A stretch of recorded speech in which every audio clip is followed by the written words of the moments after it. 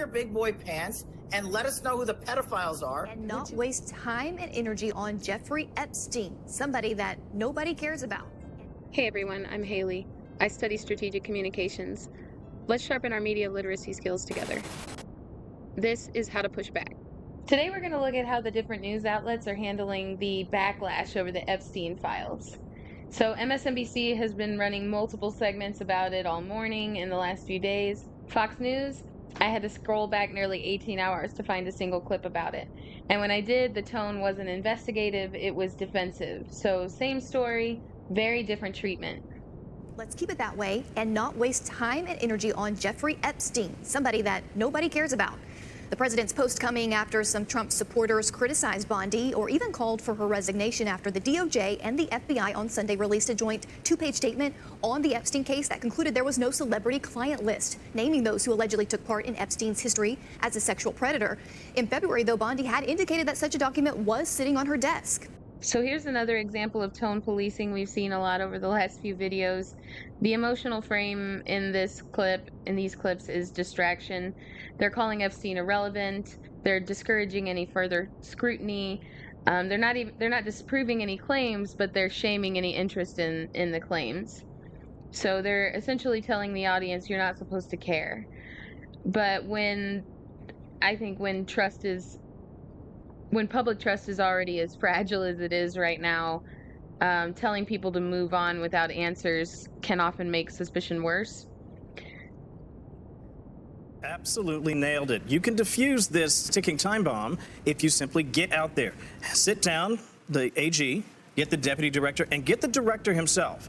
Put them in front of cameras, have them make a statement, and have them answer questions. We're only talking about 5 or 10 questions. But what this will do is, first of all, restores confidence. Number 2, it answers some of the basics, especially the simple things like, you can't tell me that 1,000 people were hurt and that there are no people out there that we can arrest. Here, the anger shifts.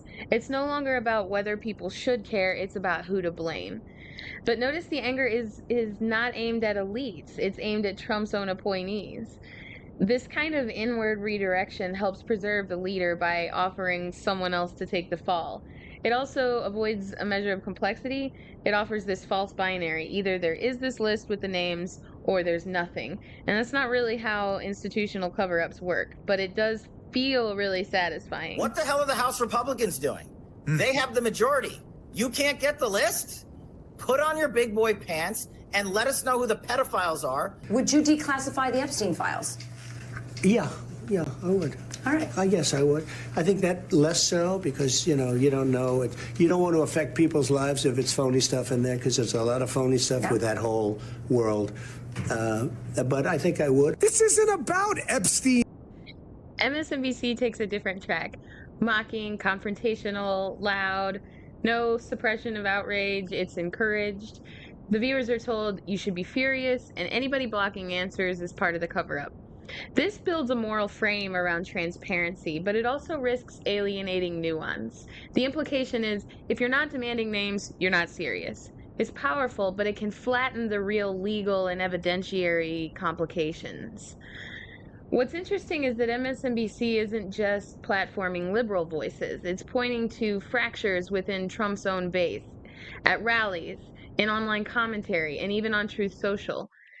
That internal split is what gives the story its teeth.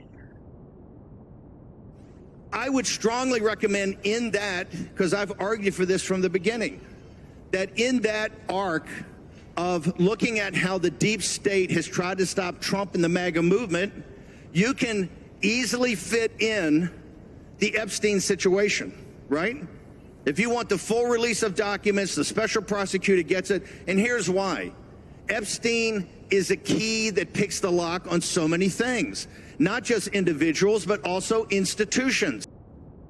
So now we see Epstein turned into a symbol, a kind of mythic figure whose files might unravel entire institutions.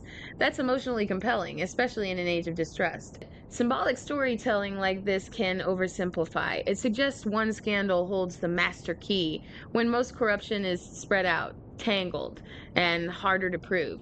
Still, it resonates because it promises something rare, moral clarity in a fog of secrecy. What I notice in this coverage gap is more than timing. It's a clash of rhetorical instincts. Fox News is trying to contain the damage, MSNBC is amplifying it, but neither network is really focused on helping the viewers navigate uncertainty. Instead, they're both managing emotion, one cooling it down and one cranking it up.